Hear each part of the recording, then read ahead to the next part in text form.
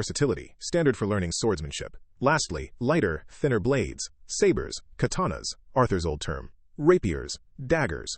The former for speed/precision, daggers for concealment or agile dual wielding. The auction house had many, but quality was subpar. Arthur's inner swordsman, initially excited, soon felt disappointment. All weapons were second-rate. Hours of searching revealed his now particular taste in swords, though he hadn't considered himself picky. Sylvie had grown bored of Arthur's repeated actions, removing a sword, swinging it, and unhappily replacing it, so she hopped off his head to begin her own adventure. Arthur delved deeper, testing any sword remotely matching his criteria. He navigated shelves of appealing blades to a section of swords crammed in barrels. Swinging a plain short sword, barely acceptable, he sighed. Arthur thought, I'll have to settle. I can't find anything else. This search was fruitless. Giving up on a better sword, Arthur entered the miscellaneous section. He saw unique, if inefficient, childlike weapon designs. Navigating the aisles, Arthur laughed aloud at finding something very similar to nunchucks from his former world. There was even a morning star so heavy that, even augmenting himself with mana, he struggled to lift it.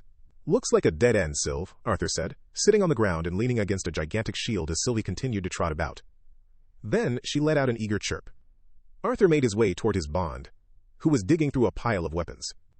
A cloud of dust soon encompassed them as Sylvie continued digging, apparently searching for something.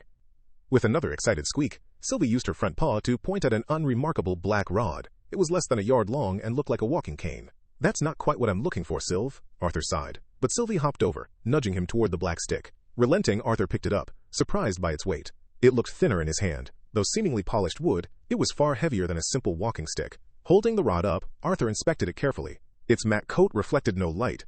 Its surface was smooth. Arthur then noticed intricate indentations forming a surface design. Otherwise, the rod seemed unremarkable. Sylvie, however, gazed at it, golden eyes twinkling as if at a treasure. Still finding nothing remarkable about it, Arthur tried swinging it. It felt good. The weight was remarkably well distributed, even more so than the short sword Arthur had reluctantly settled on. Another swing made Arthur confident this rod's balance was too precise for it to be simply a walking stick or a staff. Excitement growing inside him once more, Arthur willed mana into his eyes to enhance his vision, looking for anything unusual about the rod. His hope was rewarded.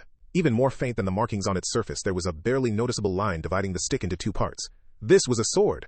Arthur immediately tried to pry the sword out of its scabbard, but it wouldn't budge. Even after reinforcing his body with mana, he wasn't able to muster the strength to pull it out. Arthur thought, don't tell me this is some sort of Excalibur I have to be worthy of. Pushing away this silly notion, Arthur infused fire attribute mana into the sword, but still had no luck. After half an hour of effort, Arthur thought, what if elemental attribute mana was not the answer? Arthur thought, no way.